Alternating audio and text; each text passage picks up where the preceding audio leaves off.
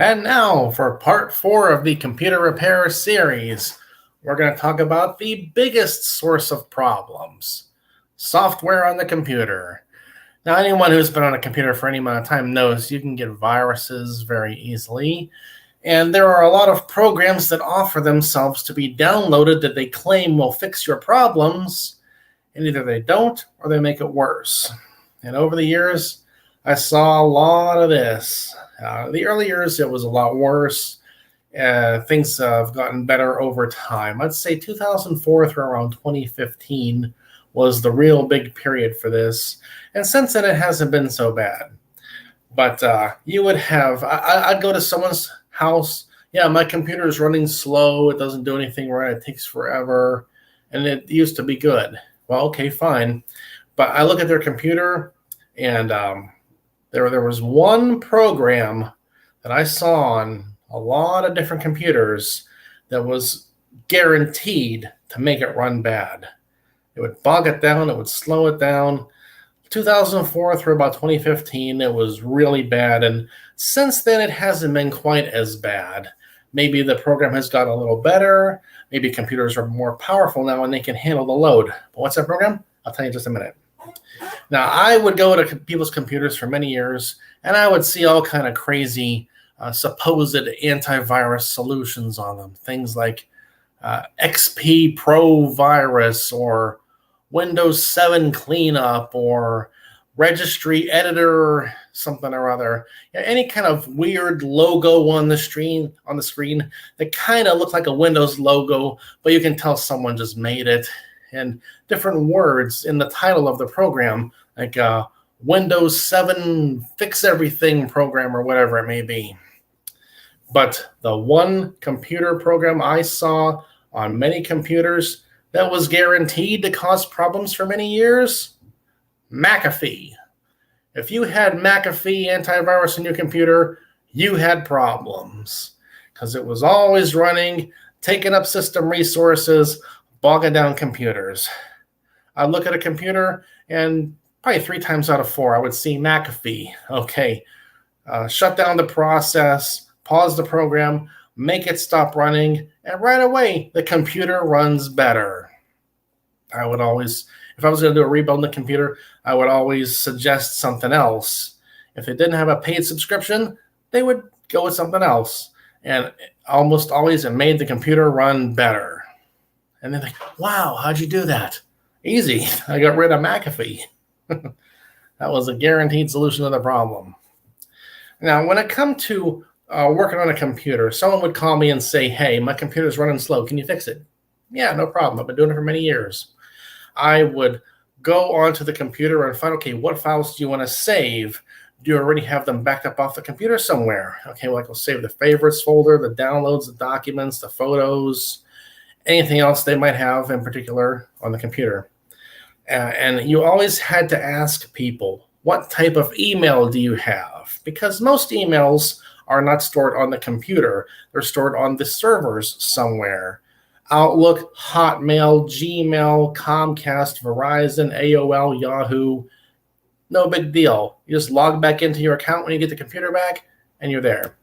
But certain versions of Outlook from certain internet providers would download the emails to your computer and delete them off of the server. So if you deleted the emails off your computer, they were gone. And a lot of one common thing I saw was for email was Mozilla Thunderbird. And usually some little small town fly-by-night internet service providers, they were almost always the ones who had Thunderbird on their email system. And the same thing, you had to, because the end user, they didn't know where their emails were kept. Was it on the server? Was it on the computer? I would have to get a hold of their internet provider and ask them, do you store the emails there? Are they downloaded to the computer and deleted off your server? Because, the end user, they wouldn't know. And there was a few times I forgot to ask, and they'd be like, where's all my emails? And I kind of forgot to mention it, and they're gone. Okay, how can I make this look like it's their fault for not knowing they were supposed to tell me to save their emails? Tense situations a couple times there. But after you do that once or twice, you'll learn, what type of email do you have? That's like the most important question. And I used to talk to other people who did computer work. If I was driving somewhere and I would see some little computer repair shop, I would walk in and ask a few questions. They didn't know it was me, Loudmouth Tim, and Tim from Tim's Computer Repair, but I would kind of play dumb and ask questions. How would you fix this problem? And a lot of times they would try to run a virus program to fix the computer. Up to a point, running a virus scanner can get a computer cleaned up. But if you've got the thing really loaded up with viruses, really bogged down badly, there's only one right way to do it. You find what files they want to save. You copy those files off the computer. You would then do a complete zero wipe of the entire hard drive, erase everything, file system and all. And a lot of times the computer would be so bogged down and running so badly with all the viruses on it, I would take the hard drive out of the computer, put it into a different computer I had at home just for this purpose, running as a secondary drive. That's important because the viruses on it aren't functioning at that point. You can go in there, pick and choose, pull out the things you want to save, put them on a different hard drive, scan them for viruses, and I would use a program like Active Kill Disk to do a complete zero wipe of the entire drive. Everything is gone. Blank slate, starting clean, starting fresh. Get the file system reorganized, defragmented, reload everything nice and fresh and new, and that would perform miracles for making a messed up computer run nice again. And then I was the hero because I fixed the problem. And then I would, put their files back on afterwards, download all the Windows updates, install a couple of antivirus programs, Microsoft Office, whatever they wanted, get everything activated and running, and then here you go. Your computer's running great again. And don't screw it up. Don't believe I had to tell people so many times, well, the computer said, if I didn't download this, I wasn't going to be, no. They're trying to scam you. Everything is a scam trying to get your money one way or another. So don't, and I had to tell them, don't listen to this because it's not going to help. And they just wouldn't, some of them just wouldn't believe me. Some of them listened and they didn't have problems afterwards. So let's see, other than McAfee, what are some of the big ones I saw that caused a lot of problems? Usually it was just people downloading a lot of junk to their computer, not thinking about what they were downloading. They would get some driver updates. I used to see a lot of these kind of warnings, like your Windows drivers need to be updated. Download drivers for free driver scan Pro Plus, something like that. And people, they didn't know any better. They would just click, okay, here, it says I need it, so click it, download it. Yeah, then you got real problems. So things you learn over time, seeing people, what they do to their computers. Let me think for a minute. Who was this? Someone here is writing like crazy in my comments. Hey, good. There you go.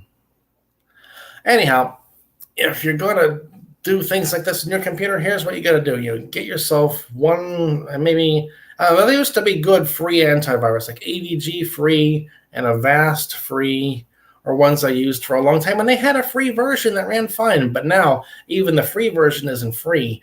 It'll start to do a scan, and it wants you to click along the way for every step of the process. And then it'll say, okay, we found these other problems. Click here to clean them up.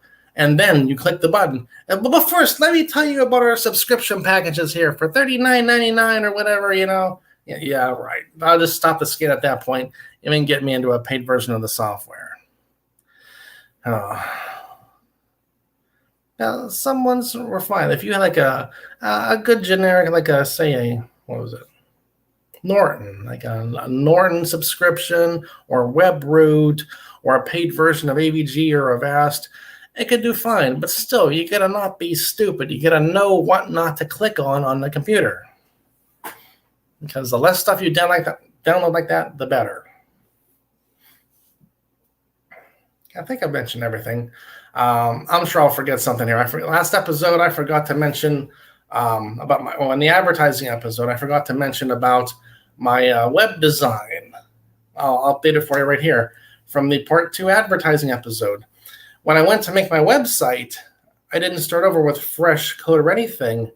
What I did was I took the homepage code from my website, loudmouthtim.com, home of online video, the longest running web series in the history of the internet.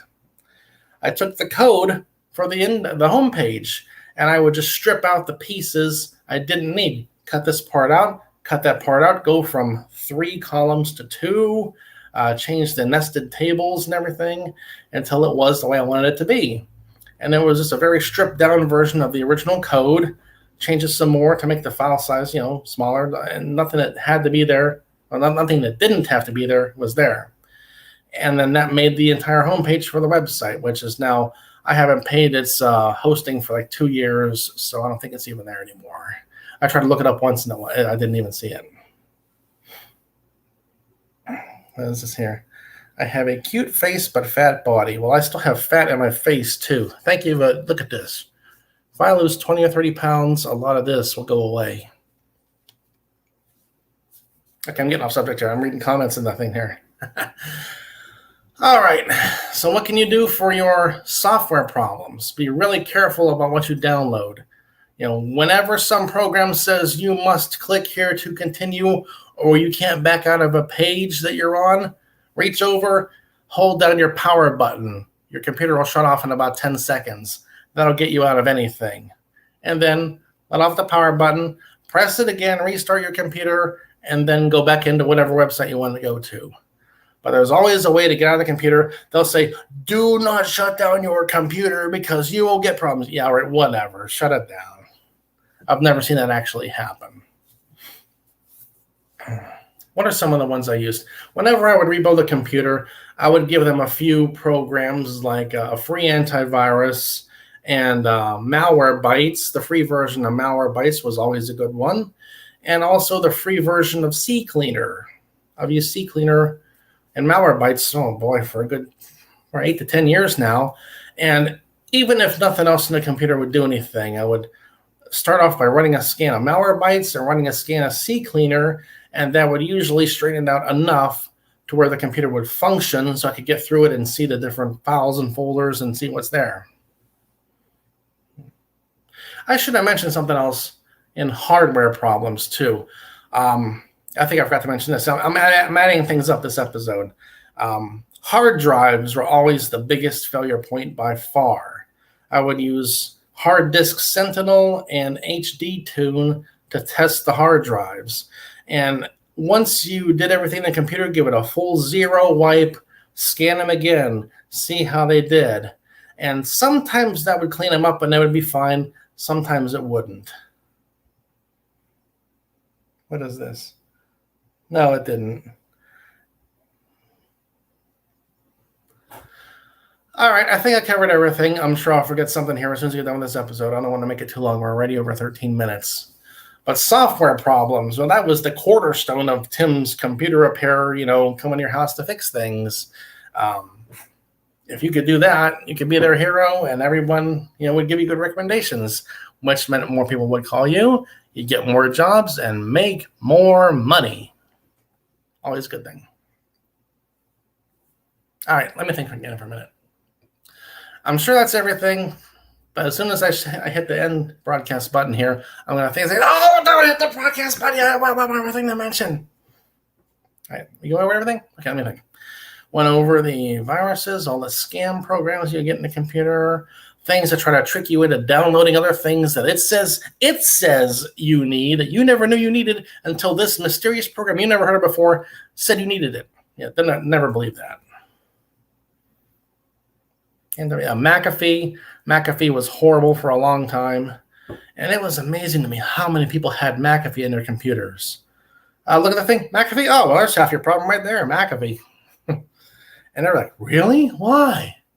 Oh, because let me stop it from running here. See how your computer runs now? Just that alone. Then fix all the problems that McAfee wasn't fixing. All right, I think that's about everything. That's part 4, software problems. A lot of things can happen with that. And you got to be, even today, you got to be really careful what you click on and what you download. If you know what you're looking for, it's really hard for them to trick you and get you to download something. But people who don't know any better, they click on everything, and then they get problems instantly. All right, that's all for this episode. I'm going to hit end broadcast button once, and now I hit it and say, oh, I forgot to mention something. No, we'll see. All right, see you next episode.